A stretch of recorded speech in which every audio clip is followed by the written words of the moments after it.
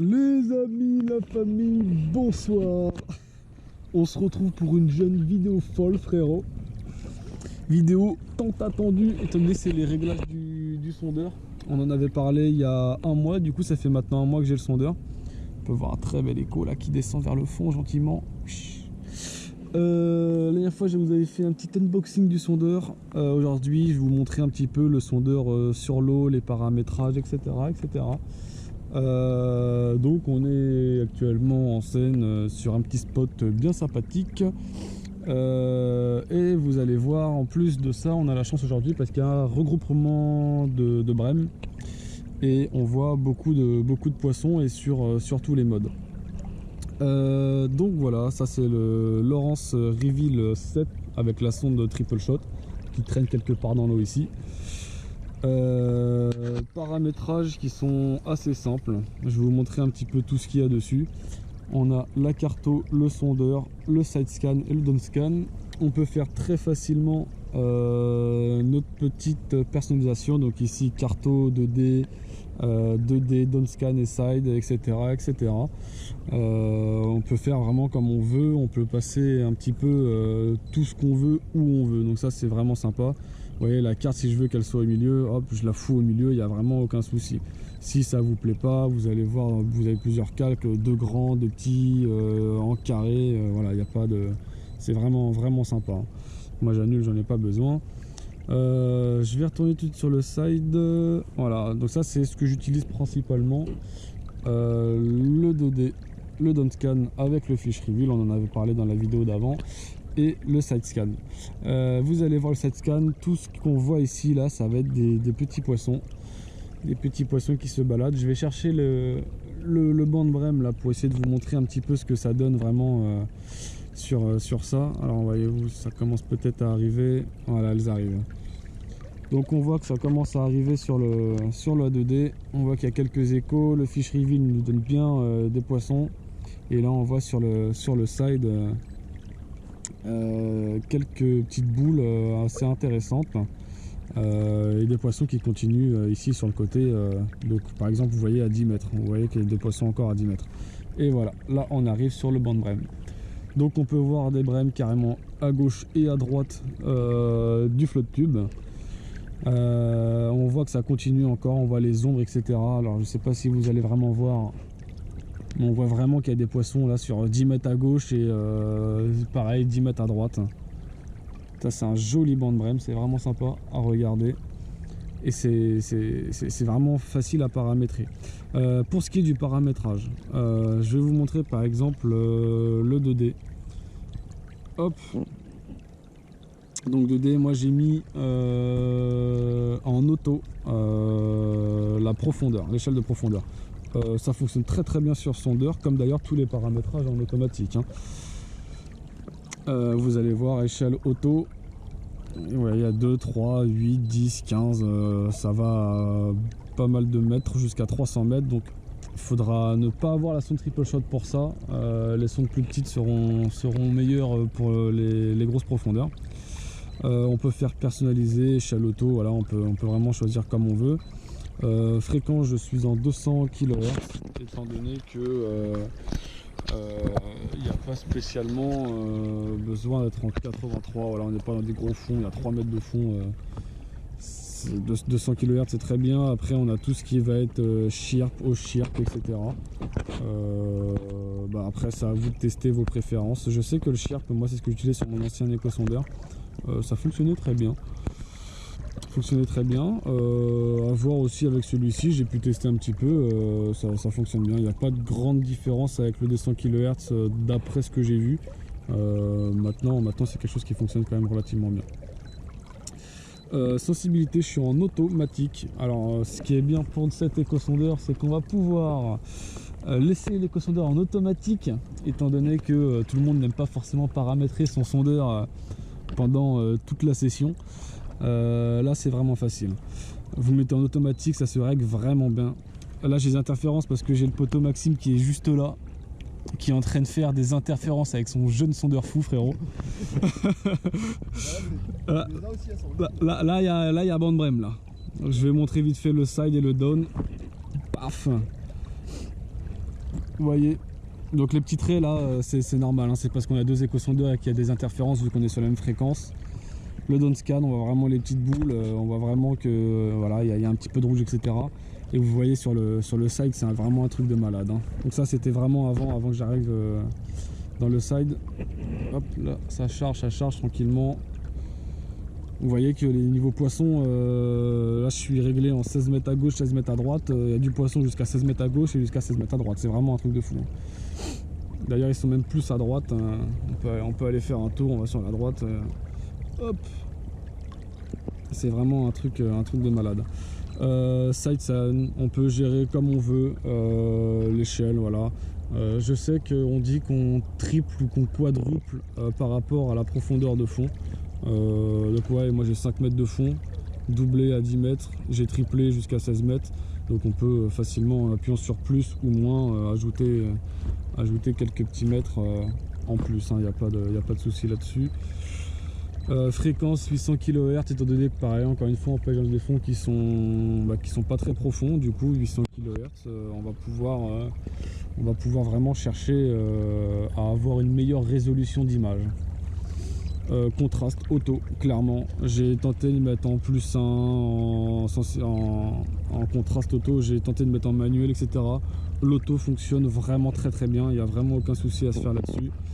Il y a quoi d'autre en paramètres sur le site? Clarté de surface, en étant toujours sur les échosondeurs, c'est pas...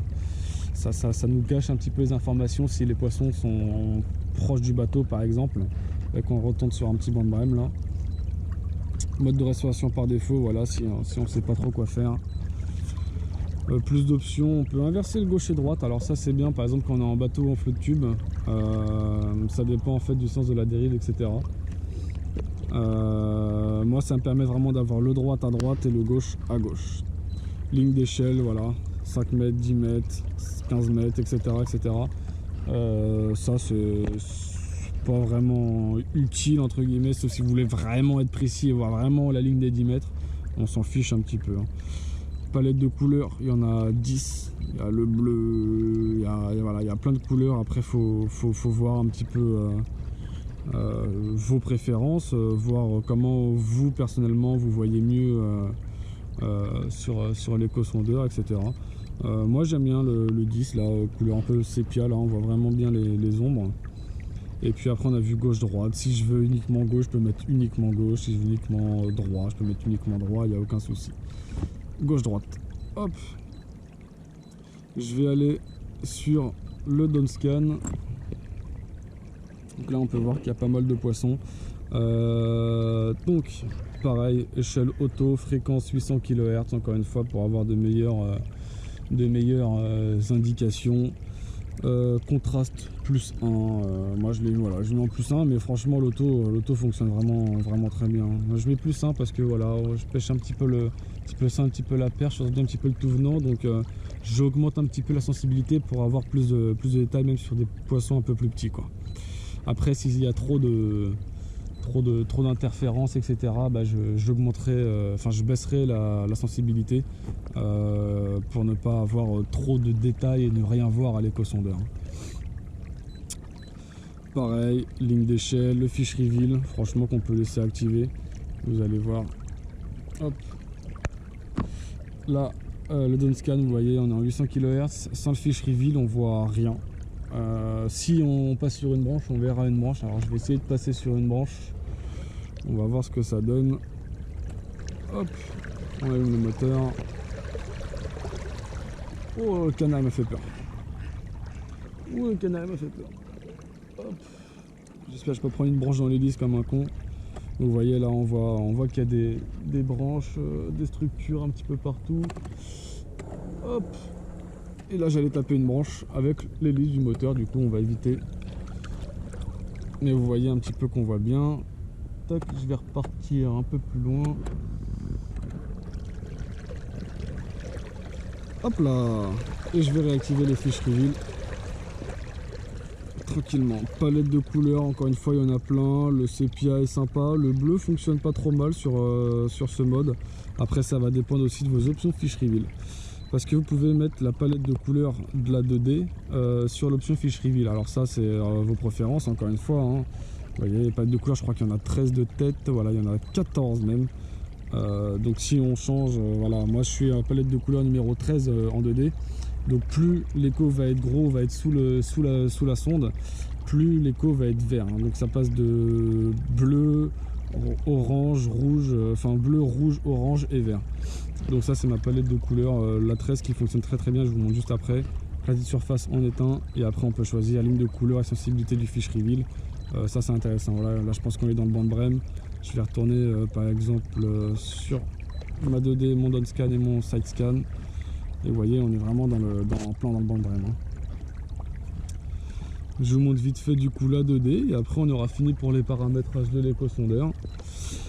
La 2D, palette de couleur numéro 13, disponible uniquement chez Lawrence, palette que j'ai toujours utilisée sur mes sondeurs auxquels je pouvais changer les palettes. J'ai eu 3 sondeurs jusqu'à présent. Celui d'avant j'avais aussi la palette de couleur numéro 13, donc voilà, je reste en 13, c'est vraiment très très bien. Donc sensibilité, voilà, auto plus 1 pour avoir un max de détails. Vous voyez, je peux baisser moins 1. Auto fonctionne très bien. Franchement, là, c'est des grosses brèmes, hein, donc on les voit vraiment bien, mais c'est vraiment des gros poissons. C'est des brèmes qui font 50-55 cm. Hein. Donc moi, je reste en auto plus 1 pour avoir plus de détails, parce que bon, là, c'est plein de brèmes, mais si par exemple je veux pêcher le silure, je vais baisser et pour vraiment avoir uniquement les gros poissons. Donc ça, c'est après comment on gère l'éco-sondeur, quoi. Vitesse de défilement, je suis en normal, vitesse de ping maximum. Réduction de bruit, éclaté de surface en éteint et ligne de couleur 76%. Donc ça dépend comment vous voulez gérer vos couleurs. Vous voyez, si j'augmente à fond, je vais avoir vraiment plein d'éco vert. Si je baisse, ce sera plus du rouge. 76, c'était pas dégueu. Une fois que le poisson est assez gros, on voit vraiment le vert. Donc voilà la famille, les amis. C'était la présentation de l'éco-sondeur fou, frérot. Petit délire avec Maxime, hein. Ne vous inquiétez pas. Et voilà, j'espère que ça vous aura aidé à choisir votre éco-sondeur. Je sais que le poteau Maxime, du coup, il a acheté le 5 pouces et pareil, t'es très content de ton 5 pouces ou pas? Ah, lourd, voilà, lourd. Donc non, franchement, très bon éco-sondeur. Les réglages automatiques sont top, je suis clairement d'accord, hein, c'est vraiment pas mal. Quelque chose dont je n'ai pas parlé, c'est la carto, j'ai oublié d'en parler.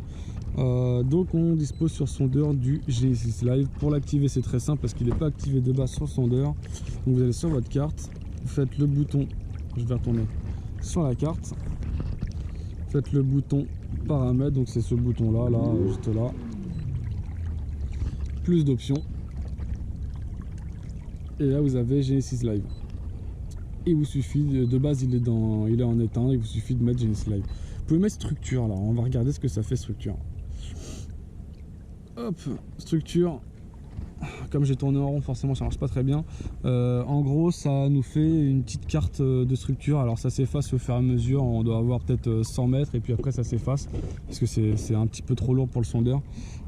Ça fait une structure du fond, mais franchement sur ces éco-sondeurs là en tout cas il n'y en a pas vraiment l'utilité. Hop, donc Genesis Live, au moins là-dessus on a la carte, on a les fonds, on a les machins, on peut zoomer, dézoomer, mettre des points GPS en appuyant là-dessus. Lui donner un petit nom, les coordonnées, un petit logo, donc par exemple poisson, algues, mise à l'eau, porc, essence, banc de poisson, cailloux, etc. On peut mettre un petit peu ce qu'on veut là, il n'y a pas de souci. On peut changer la couleur du poisson en vert, bleu, rouge, rose, pareil pour tous les points, il y en a vraiment pour tout le monde. On peut mettre très bien un point GPS en étant sur la vue 2D. Donc là par exemple je suis vraiment au-dessus des brèmes. Je peux appuyer sur mon point GPS et venir déplacer mon curseur, de faire entrer, d'ajouter mon point GPS. Pareil sur le side scan, par exemple si on voit, voilà, je veux mettre le point GPS ici, j'appuie sur mon petit point GPS et je vais chercher le poisson. Et du coup sur la carte vous voyez ça change un petit peu partout, ça met vraiment le point GPS où j'ai envie qu'il soit. Vous voyez si je bouge ça bouge vraiment sur tout l'écran. c'est assez intéressant. D'autres paramétrages que j'ai pas montré, le power. On peut éteindre la sonde parce qu'on sait la sonde ça fait du bruit parfois sur des poissons méfiants qui sont très pêchés par exemple. Je pense aux cendres, aux silures qui sont un petit peu casse-pieds là-dessus. On peut éteindre la sonde. Vous voyez, tout est arrêté. Par contre, on a toujours l'accès à la carto qu'on a fait un petit peu avant. C'est normal, il y a un petit peu de chargement. Et ça, c'est la trace, hein, c'est tout ce que j'ai fait aujourd'hui. Voilà, donc là, je suis réglé à 20 mètres, je peux zoomer. Voilà ce qu'il y a sur 5 mètres. Ce que je vais faire, c'est que je vais réactiver ma sonde.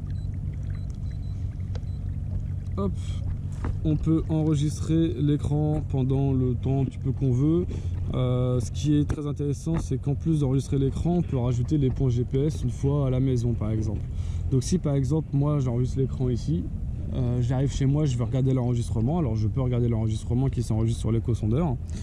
Je vais pouvoir mettre un point GPS. Donc par exemple si je filme une structure actuellement à la pêche, j'arrive chez moi, je branche l'éco-sondeur, je regarde ma petite vidéo, je vois la structure, je vois la vie des poissons et je peux mettre mes points GPS dessus et ce sera enregistré même une fois qu'on sera sur l'eau.